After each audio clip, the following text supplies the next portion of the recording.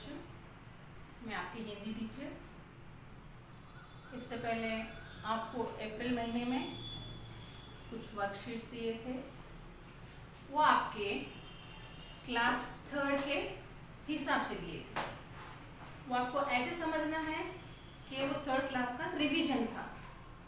तो वो जो आपने वर्कशीट की हैं उसको आप CW में फर्स्ट पेज पे पेस्ट करके रख लेंगे, क्योंकि जब पढ़ाते समय आपको देखना होगा कि फर्स्ट आपने क्या किया था, वो रिवीजन के जैसा आपको यूज़ होगा।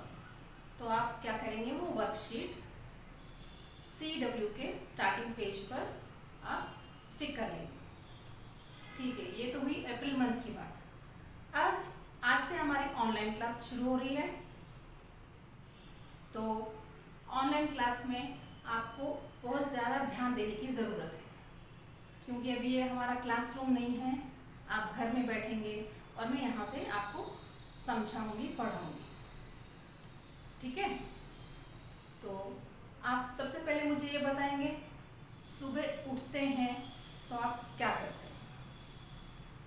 हाँ, नेचुरली कोई भी जब व्यक्ति सुबह उठता है तो सबसे पहले भगवान को याद करता है, और सोने से पहले भी सभी क्या करते हैं, भगवान की प्रार्थना करके ही सोते हैं।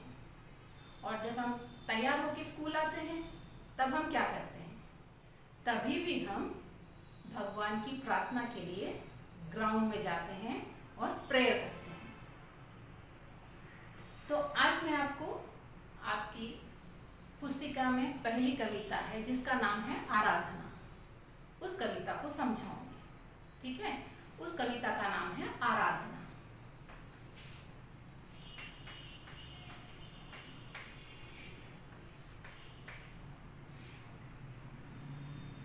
बच्चों, आराधना का मतलब होता है प्रार्थना, स्तुति। ठीक है, जैसे हम मंदिर में जाते हैं, भगवान से प्रार्थना करते हैं, स्कूल आते हैं, प्रेयर ग्राउंड में प्रार्थना करते हैं कि हे प्रभु, हमारा दिन अच्छा जाए, हमें सद्बुद्धि मिले, हमारी पढ़ाई अच्छे से हो, सबका भला हो। तो इस कविता में भी बच्चे भगवान से प्रार्थना कर रहे हैं। वो क्या क्या प्रार्थना कर रहे हैं मैं आपको समझाऊंगी, आप ध्यान से सुनेंगे। ठीक है, आप सबसे पहले अपनी पुस्तिका में पेज नंबर 5 पेज नंबर 5 में ये कविता है, निकालेंगे और उसे ध्यान से सुनेंगे, मैं पढ़ूंगी।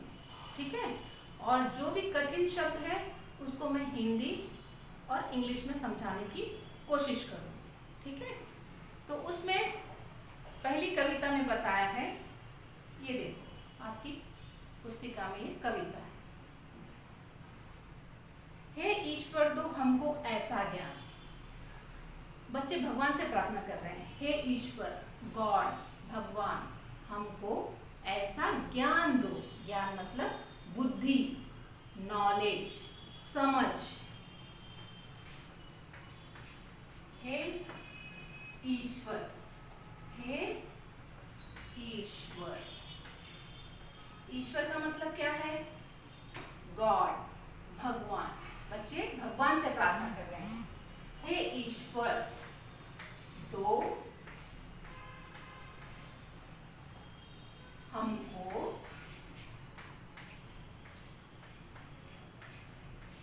ऐसा ज्ञान। ज्ञान का मतलब क्या है, ज्ञान का मतलब है बुद्धि, समझ।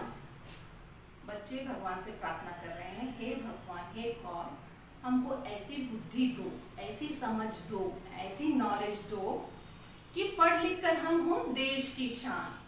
कि हम जो स्कूल में आके पढ़ रहे हैं, लिख रहे हैं, अच्छा सा पढ़ के लिख कर हम अपने देश की शान बने। शान कैसे बन सकते हैं, जब आप अच्छा पढ़ोगे लिखोगे तो आपका नाम सब पहचानेंगे। जैसे सर्वपल्ली राधाकृष्णन और ऐसे बहुत सारे हैं व्यक्ति जिनका नाम सब याद करते हैं। सर्वपल्ली राधाकृष्णन के जन्मदिन के अवसर पर हम टीचर्स डे मनाते हैं। तो जब पढ़ेंगे लिखेंगे तो देश में आपका नाम रोशन होगा, आप देश की शान बन सकते हो। ठीक है, तो सेकेंड लाइन है पढ़ लिख कर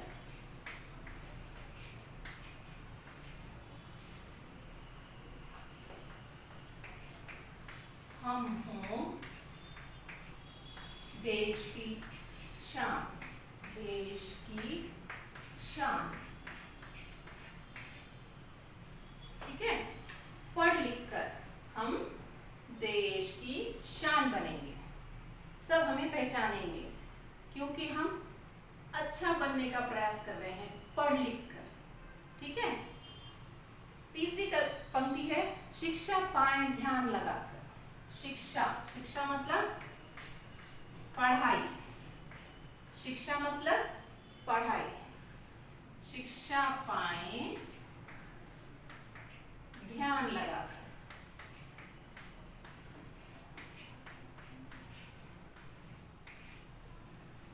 अगर हम पढ़ने आ रहे हैं तो हमारा काम है पढ़ाई करना, समझना। यदि कुछ समझ में नहीं आता तो आप टीचर से पूछना। यदि हम स्कूल में आके भी पढ़ रहे नहीं हैं, अपने माता पिता का अपना समय और पैसा बर्बाद कर रहे हैं, तो ये अच्छी बात नहीं होती आपके लिए। तो हमको क्या करना है, शिक्षा पाएं ध्यान लगाकर, पूरा मन मस्तिष्क ध्यान लगाकर हमको शिक्षा प्राप्त करनी है। यहाँ पर शिक्षा का अर्थ होता है पढ़ना लिखना या कोई भी लेसन सीखना। ठीक है, तो वो काम हमको ध्यान पूर्वक करना है, मन लगाकर करना है। जग में चमके हमारा नाम, जग मतलब संसार, जग का मतलब क्या है, संसार। जग में चमके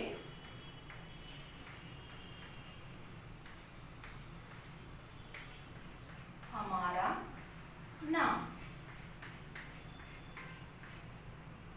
तो आप जब कोई अच्छा कार्य करोगे, अच्छा काम करोगे, तो आपको सभी पहचानेंगे आपके नाम से, है ना।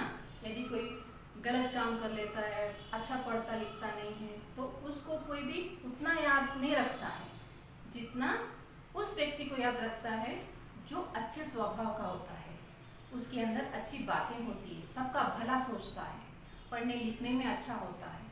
तो ऐसे लोगों को बहुत ध्यान से लोग बहुत देर तक याद रखते हैं। तो ये बात समझ में आई है। ईश्वर दो हमको ऐसा ज्ञान, बच्चे कह रहे हैं भगवान से, हमको ऐसा ज्ञान दो प्रभु, ऐसी बुद्धि दो हमको कि पढ़ लिख कर हम हो देश की शान, पढ़ लिख कर हम देश की शान बने, पूरे वर्ल्ड में हमारा नाम हो कि हम इंडियंस हैं, हम पढ़ने लिखने में अच्छे हैं, इस तरह से अपना नाम कमाना है। शिक्षा पाएं ध्यान लगाकर, जो भी शिक्षा पा रहे हैं उसको हमको ध्यान मन और मस्तिष्क लगा करके पढ़ाई पूरी करनी है। जग में चमके हमारा नाम, जब कोई भी काम मन लगाकर किया जाता है तो वो सफल होता है, तभी हमारा नाम सफल होता है, हमारा नाम दूसरे लोग जानते हैं, पहचानते हैं, अच्छे कर्म करने से ही होता है ये सब। नेक्स्ट उसके बाद है अपने बड़ों की आज्ञा मानकर, अपने बड़ों की आज्ञा मानकर।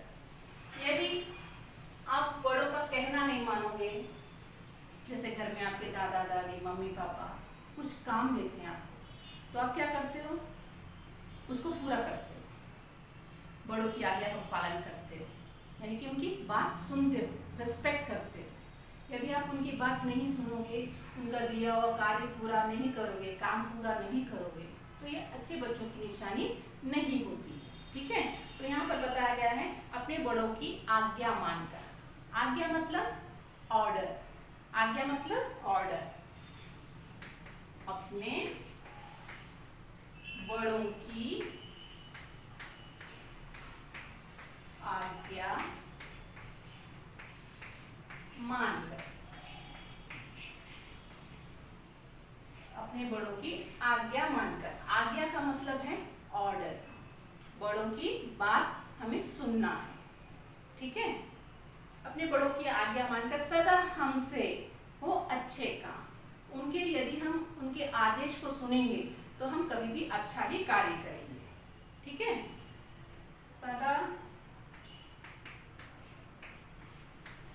हमसे हो अच्छे काम। ठीक है,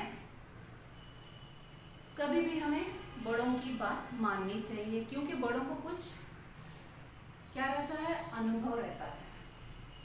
उनको मालूम होता है कि आप कहाँ सही जाने वाले हो, कहाँ गलत जाने वाले हो, तो वो आपको राह दिखाते हैं।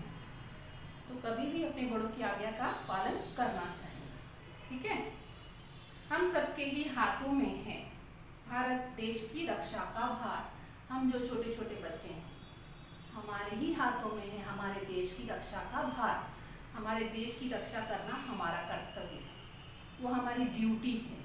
ठीक है, अगली दो पंक्तियों में यहाँ पर यही बताया है कि हम जो पढ़ने लिखने वाले बच्चे हैं, आज हम बच्चे हैं, लेकिन कल के दिन पढ़ लिख कर हम ऐसे व्यक्ति बन सकते हैं कि हम अपने भारत देश का भार उठा सकते हैं, क्योंकि हम जिम्मेदार इंसान बन गए हैं पढ़ लिख कर। इसलिए हमारे पास उतनी जिम्मेदारी आ गई है कि हम अपने देश के लिए बहुत कुछ कर सकते हैं। उतनी जिम्मेदारी हमारे पास आ गई है, हमारे देश का भार हम अपने हाथों से उठा सकते हैं। देखिए, हम सबके ही हाथों में है भारत देश की रक्षा का भार। भारत देश की रक्षा का भार। रक्षा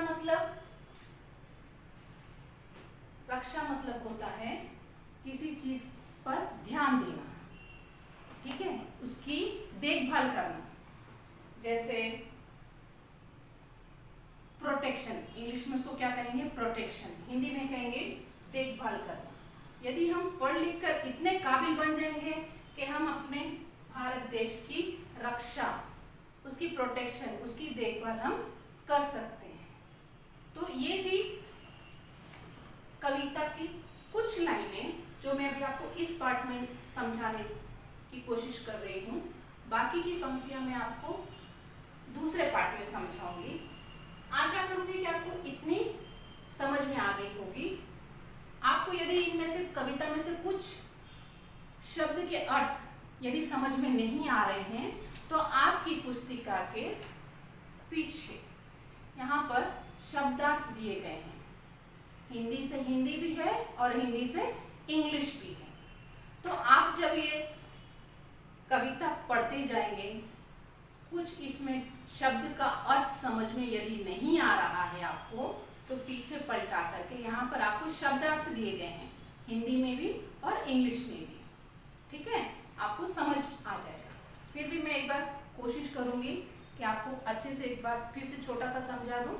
छोटे बच्चे हैं, भगवान से प्रार्थना कर रहे हैं, हे भगवान हमको ऐसा ज्ञान दो, ऐसी बुद्धि दो कि हम पढ़ लिख कर अपनी देश की शान बने, शिक्षा पाएं ध्यान लगाकर, जग में हमारा नाम भी चमके।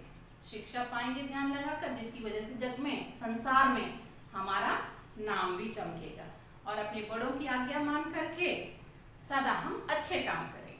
बड़ों की बात सुनकर हम सदा अच्छे काम ही करेंगे। हम सबके ही हाथों में है भारत देश की रक्षा का भार। जब हम पढ़ लिख कर इतने काबिल बन गए हैं तो हम अपने देश की रक्षा कर सकते हैं। ठीक है बच्चों, तो आशा करती हूँ आपको मेरी ये कविता समझ आई होगी। घर में एक बार बुक खोल के पढ़िए, समझिए और जो कठिन शब्द के अर्थ हैं उसे आप पढ़ने का और लिखने का प्रयास करें। ठीक है बच्चों, धन्यवाद।